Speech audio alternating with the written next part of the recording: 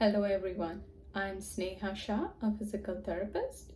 Today we are going to discuss mobility devices, the commonly used term assistive devices. We'll be covering canes, walkers, crutches, and wheelchair. These are the devices that helps to stand and walk in conditions including pain, muscle weakness, weight-bearing limitations, shortness of breath or fatigue, balance impairments, and increased risk of falling. Canes are the least restrictive assistive device. There are different types of canes available depending on the number of tips on their bottom.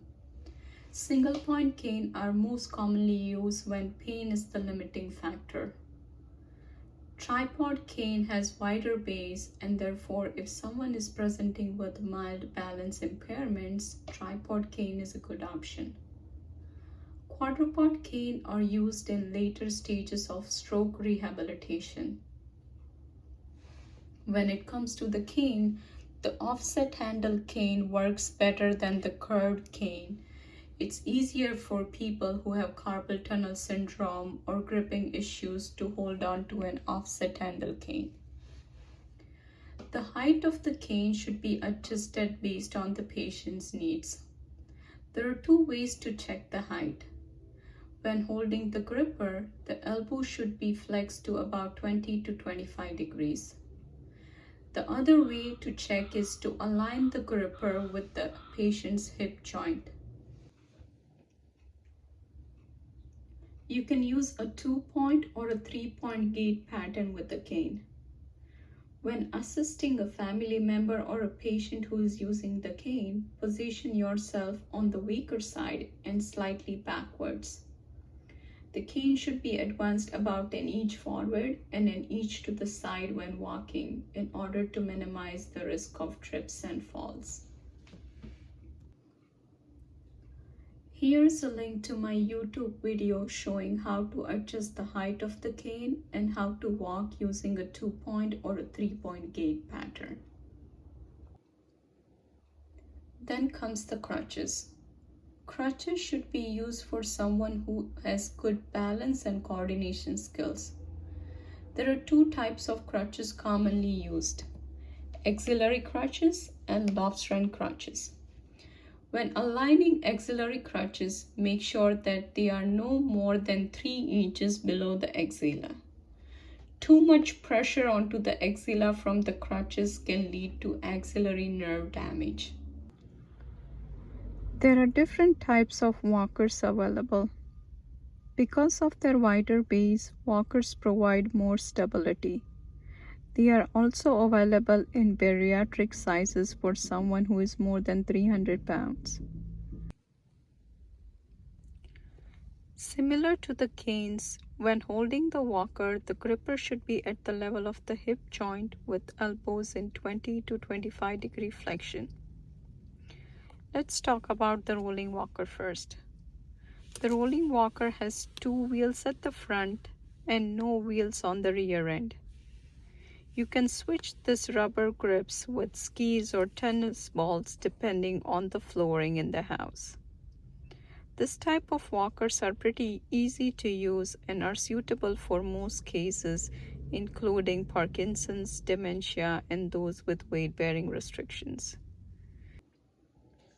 Standard walkers are similar to rolling walkers except that there are no wheels on the front end. These walkers are pretty steady and therefore are used in non-weight-bearing situations or for patients who are non-ambulatory. It provides steady support when standing or when using swing to or swing through gait pattern. Now the platform walker is a modification to a rolling walker. You can add these extensions on top of the rolling walker to make a platform walker. This type of walker enables weight shift onto the forearm. They are commonly used in patients who have gripping problems or in neurological conditions where it's hard for someone to shift weight onto their hands. This type of walker enables increased weight shift on the upper body and therefore are used in cases where there is significant weakness over the lower extremities. Then comes the rollator walker. This type of walker has 4 wheels, seat, and the brakes. Because of the presence of the 4 wheels, this walker goes faster than the rolling walker. They could be used indoors or outdoors, and the ride is much smoother as the wheels can navigate the uneven terrains on outdoor surfaces. However, this walker requires special training due to the presence of brakes. Many patients fall because they forget to lock the brakes prior to standing. Therefore, they are not suitable for someone who presents with decreased safety awareness or poor cognition. The presence of the seat allows the patient to take seated rest breaks when needed.